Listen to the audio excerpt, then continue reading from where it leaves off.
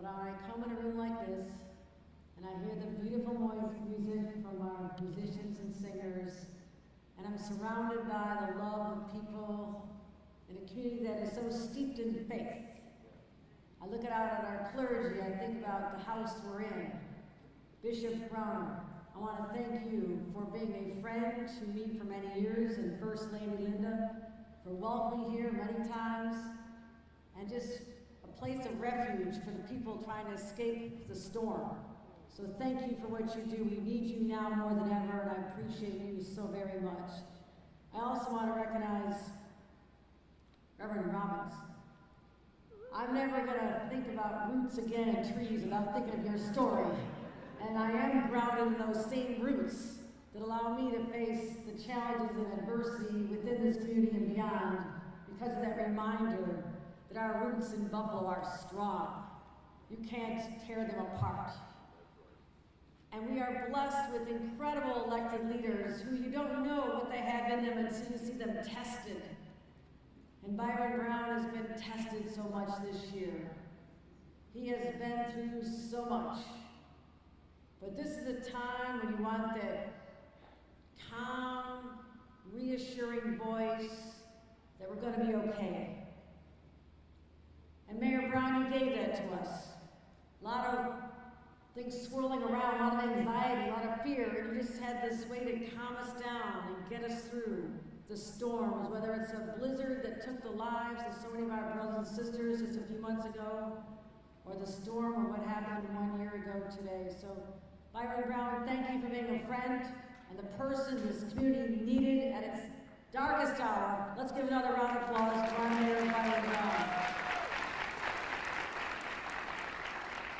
And my sister in government, our Attorney General, Tish James, oh boy, you don't want to get on the wrong side of Tish James. I just want to tell you this right now. And right now, she has in her sights the gun manufacturers who are manufacturing these weapons of mass destruction. And I thank her for being a national leader. And also calling out to social media companies that seem to know no restraints. They think they can do whatever they want, anytime, anywhere, and guess what? The results are cataclysmic. We're losing people in our country, and white supremacy and hate speech is being spread in a second, and she's coming after them as well. So let's give a round of applause for our Attorney General, Tish James.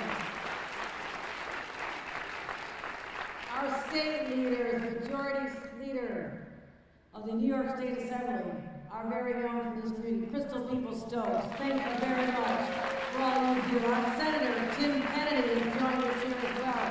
Our County Executive, Mark Hollenfeld, many other elected officials, and I'm allowed to give a special shout out to someone who calls this church his home, and that is my Commissioner of Civil Service. You need a job, you call Timothy Hoax, get him on speed dial.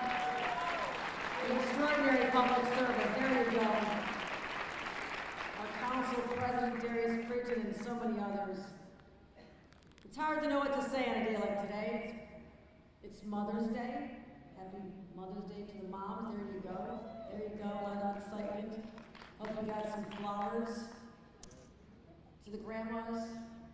But you know, on a day that should be joyful, I walked through the tops after our afternoon remembrance. I thought I already said hello to everybody I was going to see. And I saw within the aisles of the groceries a family. They were sobbing. I walked over and started hugging instinctively. And the sobs, within the sobs I heard the words, I miss my mom. I want my mom here. And the kids started crying, they wanted their grandmother. And through the normal course of life, we lose our moms and grandmas. But not in such a horrific, hate-filled way that just sears pain even deeper every single day. So it is hard. It is hard to know that while the rest of the nation has moved on to watching 600 more mass shootings, the pain is still still raw in Buffalo, New York. But how we take that pain and do something about it is how we're going to be judged. And that's what we're committed to do. You didn't defeat us on that day, you evil white supremacists. You made us even stronger. And through the pain and the tears and the grief, we have become more resilient, as you heard from our pastors, but we have been a force of change.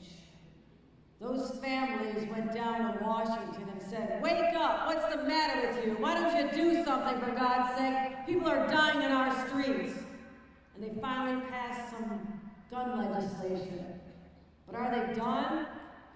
No, not as long as assault weapons intended for the battlefield are still allowed to be sold in this country. They're not done. We need another national ban on assault weapons, and do it now before anyone else loses their lives in this country. Stand up and do the right thing, just like President Biden is saying. Follow what President Biden says. And red flag laws. You know what a red flag law is? It's common sense. People start showing signs that could be volatile or do something to harm themselves or other. We as a society have a right to protect ourselves and find out if they have access to guns. Well, our laws weren't tough enough. There are signs. Our laws weren't tough enough.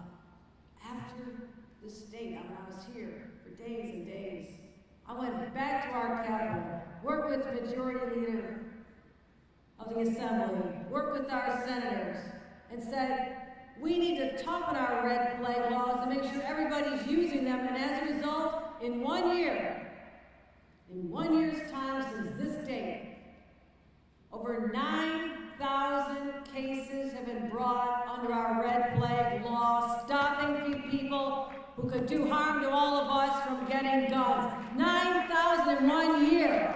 The year before it was 200. That's the change that came out of this.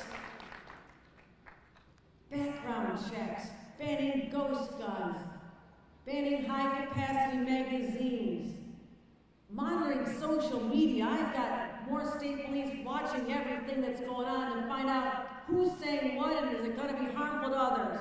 So we've made changes. But we're one state. We need the other states to step up and do the right thing as well. But also, what about the community left behind? I'm here to tell you, East Buffalo, you are not left behind.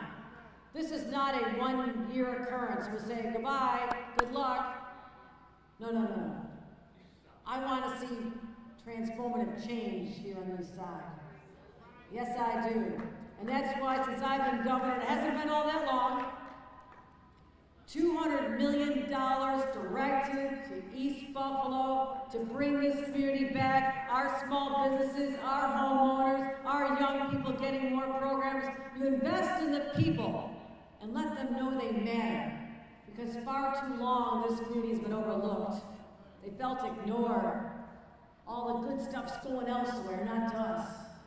And with the support of our majority leader and our Senator Tim Kennedy, we are bringing $1 billion to stop what has destroyed the fabric of this community, the Kensington Expressway, which went right through the heart of this community, back when there was no black power to stop it, back in the 60s.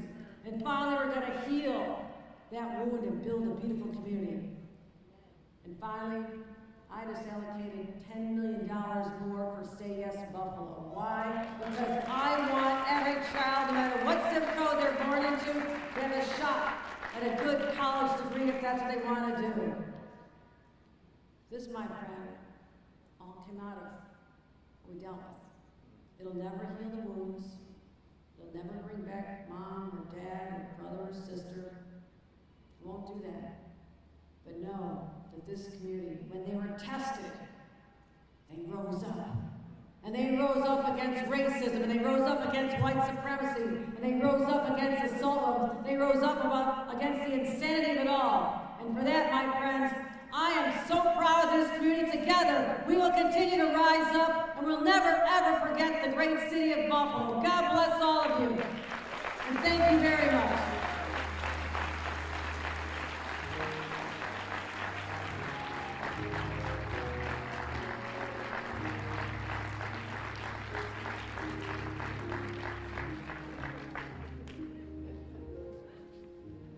We have a great Attorney General, but before I introduce her,